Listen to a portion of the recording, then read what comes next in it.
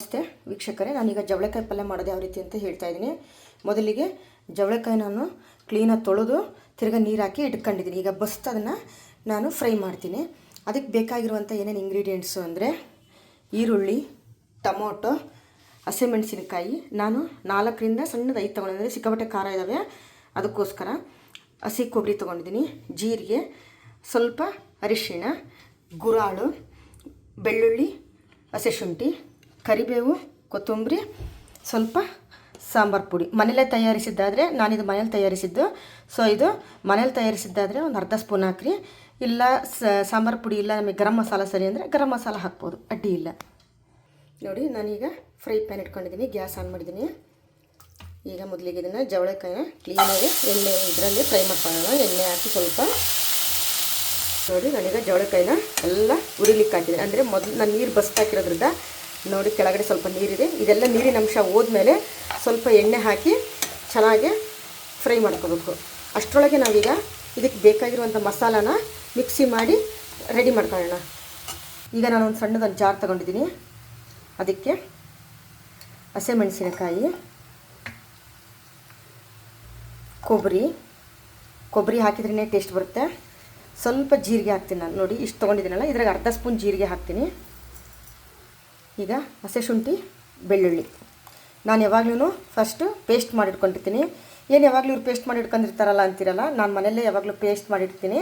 ಇವತ್ತು ನಾನು ಇದನ್ನು ಹಾಕಿ ನಿಮಗೆ ತೋರಿಸ್ತಾ ಇದ್ದೀನಿ. ಈ ಥರ ಬೇಳೆನ ಹಾಕಿ, ಇದಾದ ನಂತರ ಅರ್ಧ ಸ್ಪೂನು ಸಾಂಬಾರು ಪೌಡ್ರ್ ಇದಕ್ಕೆ ಹಾಕ್ತಾಯಿದ್ದೀನಿ ನಾನು. ಅಂದರೆ ಕೊಬ್ಬರಿಗೆ ಎಲ್ಲ ಮಸಾಲ ಮಿಕ್ಸ್ ಆಗಲಿ ಅನ್ನೋ ಉದ್ದೇಶಕ್ಕೆ. ಇದಾದ ನಂತರ ಅರಿಶಿನೂ ಕೂಡ ನಾನು ಇದಕ್ಕೆ ಹಾಕ್ತಾಯಿದ್ದೀನಿ. ನಂತರ ಗುರಾಳು, ಅಂದರೆ ಇದನ್ನು ತೊಗೊಂಡಿದ್ದೀನಲ್ಲ ಗುರಾಳು, ಇದನ್ನು ಇದಕ್ಕೆ ಹಾಕ್ತಾಯಿದ್ದೀನಿ. ಏನಕ್ಕೆ ಹಾಕ್ತಾಯಿದ್ದೀನಿ ಅಂದರೆ, ಇದು ಕೊಬ್ಬರಿಯಲ್ಲಿ ಎಲ್ಲ ಮಿಕ್ಸ್ ಆದರೆ ಪಲ್ಯ ಸಿಕ್ಕಾಪಟ್ಟೆ ಟೇಸ್ಟ್ ಬರುತ್ತೆ. ಇಲ್ಲದೆ ಹೋದರೆ ಸ್ವಲ್ಪ ಅದು ಮತ್ತೆ ಬೇಯಿಸ್ಲಿಕ್ಕೆ ನಮಗೆ ಟೈಮ್ ಹಿಡಿಯುತ್ತೆ. ಕೊಬ್ಬರಿ ಅದೆಲ್ಲ ಫುಲ್ ಮಿಕ್ಸ್ ಆಗಬೇಕಲ್ಲ, ಅದಕ್ಕೆ ಟೈಮ್ ಹಿಡಿಯುತ್ತೆ. ಬಟ್ ಇದಾದರೆ ಚೆನ್ನಾಗಿ ಮಿಕ್ಸ್ ಆಗಿಬಿಡುತ್ತೆ, ಗ್ರೈಂಡ್ ಆಗುತ್ತಲ್ಲ, ಎಲ್ಲ ಚೆನ್ನಾಗಿ ಮಿಕ್ಸ್ ಆಗುತ್ತೆ.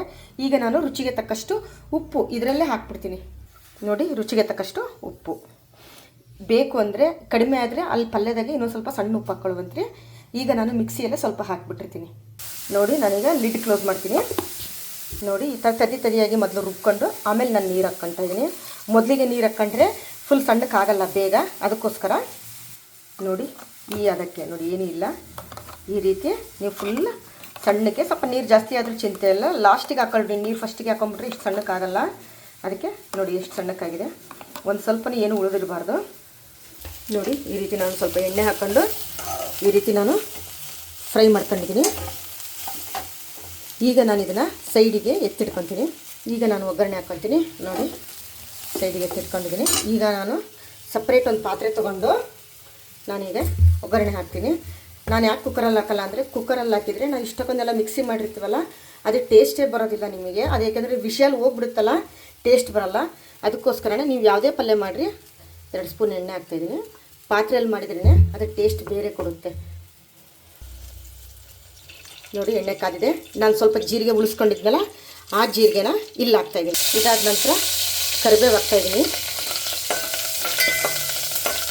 ಅದಾದ ನಂತರ ಈರುಳ್ಳಿ, 2 ಈರುಳ್ಳಿ ತೊಗೊಂಡಿದ್ದೀನಿ ನಾನು ಸಣ್ಣದು.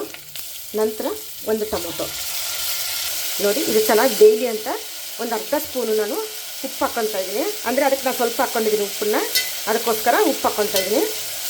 ನೋಡಿ, ಈ ರೀತಿ ಫ್ರೈ ಮಾಡ್ಕೋಬೇಕು. ಫುಲ್ ಚೆನ್ನಾಗಿ ಬೇಯ್ಬಿಟ್ಟಿದೆಯಲ್ಲ ಟೊಮೊಟೊ ಇದೆಲ್ಲ ಮೆತ್ತಗೆ. ನಾನು ಮೆಣಸಿನಕಾಯಿ ಖಾರ ಇರೋದ್ರಿಂದ ಸ್ವಲ್ಪ ಖಾರ ಪುಡಿ ಹಾಕಲ್ಲ.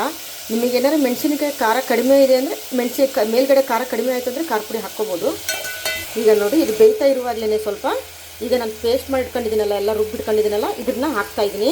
ಇದಕ್ಕೆ ನೀರು ಹಾಕಲ್ಲ ನಾನು, ಜಾರಲ್ಲಿ ಇರುತ್ತೆ, ನೀರು ಹಾಕಲ್ಲ, ಕೊನೆಯದಾಗ ಹಾಕ್ತೀನಿ. ಏನಕ್ಕೆ ಅಂದರೆ, ಈಗ ನೀರು ಹಾಕ್ಬಿಟ್ರೆ ಇದು ಟೊಮೊಟೊ ಇದೆಲ್ಲ ಮಸಾಲ ಎಲ್ಲ ಚೆನ್ನಾಗಿ ಬೇಯದೇ ಇಲ್ಲ, ನೀರಿನ ಅಂಶನೇ ಆಗಿಬಿಡುತ್ತೆ. ಇದೆಲ್ಲ ಚೆನ್ನಾಗಿ ಮಿಕ್ಸ್ ಆಗಿ ಎಣ್ಣೆ ಎಲ್ಲ ಫುಲ್ ತೇಲಾಡಬೇಕು, ಆ ರೀತಿ ಚೆನ್ನಾಗಿ ಬೇಯಬೇಕು. ಬೆಂದಮೇಲೆ ಕೊನೆಗೆ ನಾನು ಏನು ಜವಳೆಕಾಯಿ ಹಾಕ್ತೀನಲ್ಲ, ಅವಾಗ ಇದಕ್ಕೆ ನೀರು ಹಾಕ್ತೀನಿ. ನೋಡಿರಿ ಯಾವ ರೀತಿ ಕುದೀತಾ ಇದೆ, ಹೌದಾ? ನೋಡಿ, ಈ ರೀತಿ ಚೆನ್ನಾಗಿ ಬೇಯಬೇಕಿದು. ಈಗ ನಾನೇನು ಮಾಡ್ತೀನಿ, ಜವಳೆಕಾಯಿ ಹುರಿದಿಟ್ಕೊಂಡಿದ್ನಲ್ಲ ಅದನ್ನೆಲ್ಲದನ್ನು ಪಾತ್ರೆಗೆ ಡಂಪ್ ಮಾಡ್ತೀನಿ. ನೋಡಿ, ಎಲ್ಲ ಹಾಕ್ಕೊಂಡೆ. ಈಗ ನಾನೇನು ಜಾರಿಗೆ ನೀರು ಹಾಕ್ಕೊಂಡೆ ನೋಡಿರಿ, ಈ ರೀತಿ ಕ್ಲೀನಾಗಿ ಜಾರ್ ತೊಳೆದು ಇದಕ್ಕೆ ಹಾಕ್ಕೊತೀನಿ. ಇನ್ನೂ ಒಂದು ಸ್ವಲ್ಪ ನೀರು ಹಾಕ್ಕೊತೀನಿ, ಒಂದು ಅರ್ಧ ಲೋಟದಷ್ಟು, ಏಕೆಂದರೆ ಅದು ಬೇಯಬೇಕಲ್ಲ ಅದಕ್ಕೋಸ್ಕರ. ಕೊನೆಗೆ ಕೊತ್ತಂಬರಿ ಹಾಕ್ತೀನಿ. ನೋಡಿ ಚೆನ್ನಾಗಿ ಕುದೀತಾ ಇದೆ.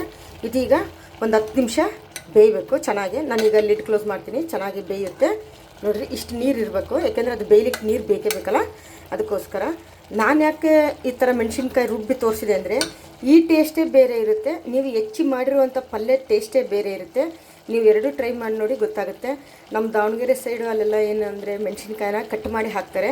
ನಮ್ಮ ಇದು ಉತ್ತರ ಕರ್ನಾಟಕದ ಸ್ಟೈಲ್ ಹೇಗೆ ಅಂದರೆ ಫುಲ್ ಪೇಸ್ಟ್ ಮಾಡಿ ಬೆಳ್ಳುಳ್ಳಿ ಎಲ್ಲದನ್ನು ನಾವು ಪೇಸ್ಟ್ ಮಾಡಿ ಹಾಕ್ತೀವಿ. ಹಂಗಾಗಿ ಅದಕ್ಕೂ ಇದಕ್ಕೂ ಸಿಕ್ಕಾಪಟ್ಟೆ ಟೇಸ್ಟ್ ಭಾಳ ಚೇಂಜಸ್ ಅನಿಸುತ್ತೆ. ಅದಕ್ಕೋಸ್ಕರ ನಾನು ಈ ರೀತಿ ರುಬ್ಬಿ ಮಾಡೋದನ್ನು ತೋರಿಸಿದ್ದೀನಿ ನಿಮಗೆ. ಒಂದು ಸರಿ ಮನೆಯಲ್ಲಿ ಟ್ರೈ ಮಾಡಿ, ಲೈಕ್ ಮಾಡಿ, ಶೇರ್ ಮಾಡಿ, ಸಬ್ಸ್ಕ್ರೈಬ್ ಆಗಿ ಸಪೋರ್ಟ್ ಮಾಡಿ. ವೀಕ್ಷಕರೇ ಎಷ್ಟು ಚೆನ್ನಾಗಿ ಬೆಂದಿದೆ ಅಂತ ನೋಡಿ. ಇನ್ನೂ ಒಂದು ಸ್ವಲ್ಪ ಬೇಯಬೇಕದು, ಚೆನ್ನಾಗಿ ಮಿಕ್ಸ್ ಮಾಡೋಣ ಮತ್ತೊಮ್ಮೆ. ನೋಡಿ ಇನ್ನೂ ನೀರಿನ ಅಂಶ ಇದೆ ಸ್ವಲ್ಪ. ನೋಡಿ ವೀಕ್ಷಕರೇ ಕೊನೆಯದಾಗಿ ಎಲ್ಲದು ಬೆಂದಿದೆ, ಸ್ವಲ್ಪ ರಸ ಇದೆ ಅಷ್ಟೇ, ಇದು ಇರಲೇಬೇಕು.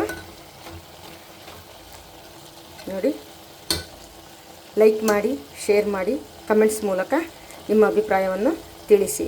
ಇದು ನಿಮಗೆ ಇದೆಲ್ಲ ಆಯಿತು ಅಂದರೆ ಕೆಲವರು ಶೇಂಗಾ ಪುಡಿ ಹಾಕ್ಕೊತಾರೆ. ನಾನಿವತ್ತು ಶೇಂಗಾ ಪುಡಿ ಮರ್ತ್ಬಿಟ್ಟಿದ್ದೀನಿ, ಸಾರಿ. ಸ್ವಲ್ಪ ಶೇಂಗಾ ಪುಡಿನ ಹಾಕ್ಕೊಳ್ರಿ, ಇನ್ನೂ ಟೇಸ್ಟ್ ಚೆನ್ನಾಗಿ ಬರುತ್ತೆ. Thank you. ಸಬ್ಸ್ಕ್ರೈಬ್ ಆಗಿ, ಲೈಕ್ ಮಾಡಿ, ಶೇರ್ ಮಾಡಿ, ಸಪೋರ್ಟ್ ಮಾಡಿ.